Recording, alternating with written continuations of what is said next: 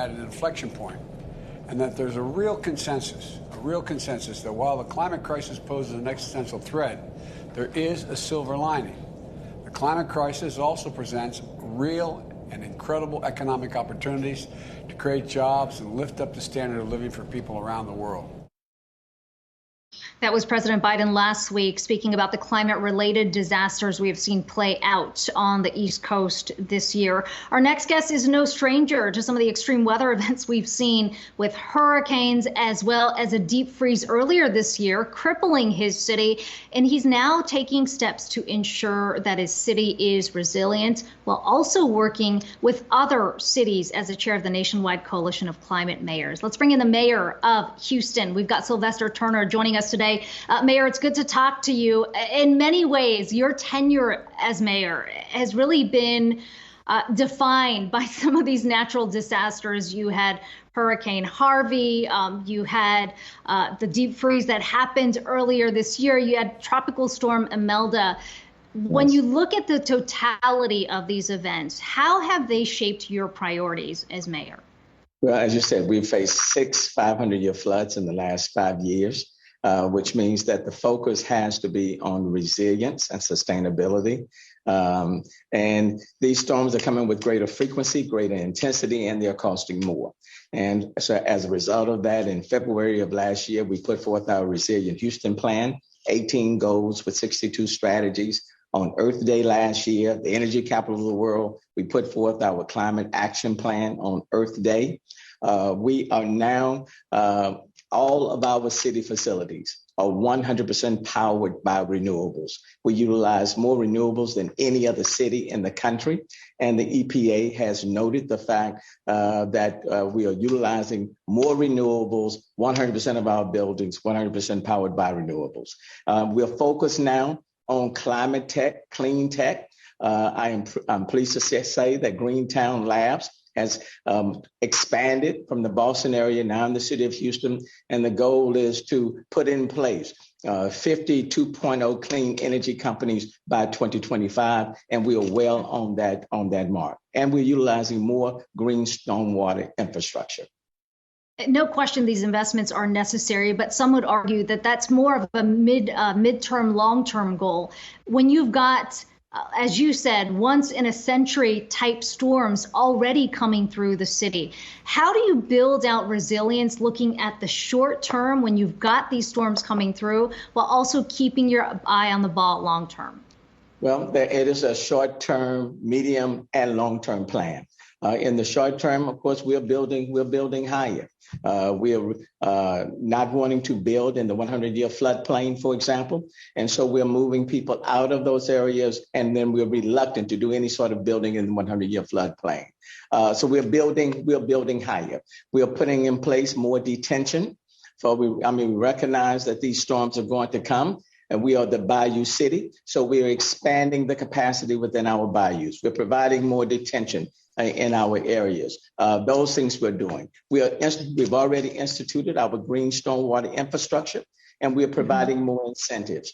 Parks and green space we're utilizing to serve as areas that can serve a dual purpose. All of these things are intended to help out in the short term, but in the long term, we've got to change the way we have been doing things in the past. And that's where we are partnering with the energy sector. We're not trying to move away, but we are trying to work to move the energy sector forward. You just heard last week, 11 companies principally located in the city of Houston have been talking about carbon capture and utilization and storage. So there are a number of things that we're doing with a number of partners in order to move this city forward and get us prepared for the future.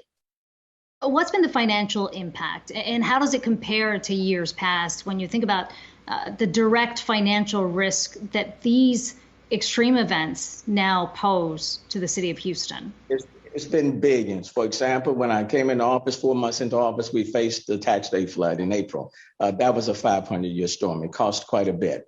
The next year was Hurricane Harvey, billions of dollars. More rain fell on this city than any other city on the North American continent. You mentioned Tropical Storm Imelda. in 2019. But the big one, of course, was the winter storm Uri that took place in February of this year. That cost billions, and about 200 people lost their lives in the state of Texas. So there is no question that these storms are coming with greater frequency, greater intensity, costing a lot more. That's not just in Houston or in Texas. That's happening all over the globe. And Mayor, you mentioned the oil and gas industry. Obviously, big players in Houston historically have really driven the growth in your city. How do you think about the economic picture down the line here? On the one hand, you've got an industry that some would argue is going to be scaled down significantly. How big of a hit would that be to Houston? And how do you offset that with some of these other innovations, these other companies that you were talking about, you think are going to drive this push to a low carbon future? Excellent question. In 1901, when oil and gas was discovered, we talked about fossil fuels, oil and gas. And now we've evolved where we talk about the energy industry.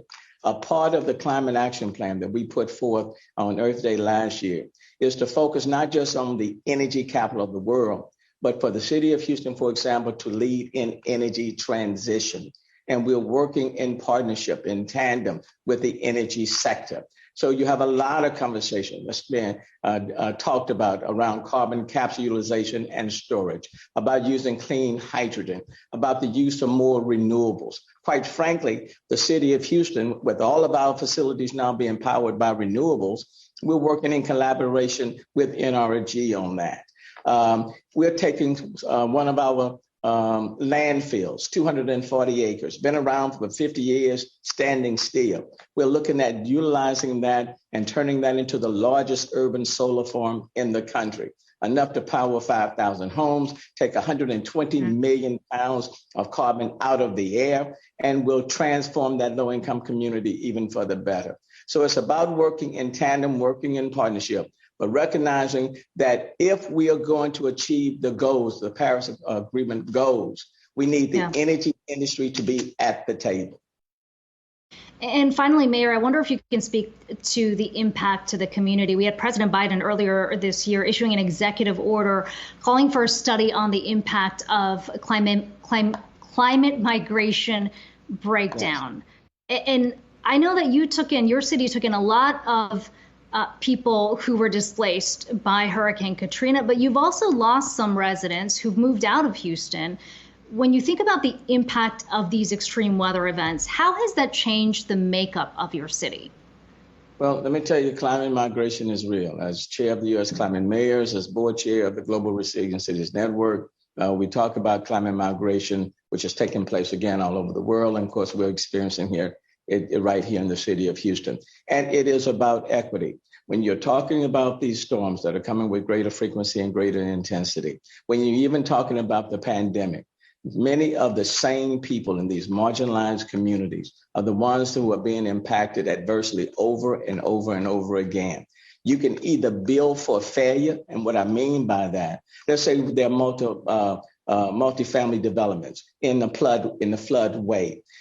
Those people are being affected over and over again. You can't just rebuild those facilities in that same space. You have to move them out of danger and place them somewhere else. Otherwise, you're providing funding for failure. We've got to get away from that sort of philosophy and that sort of funding. And now we have to place people in safer spaces.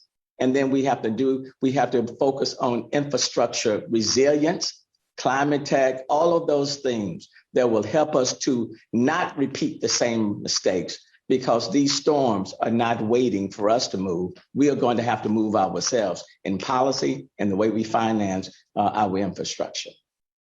Houston Mayor Sylvester Turner, I know you've got a lot on your plate today, but really appreciate you making the time for us. Good to talk to you today.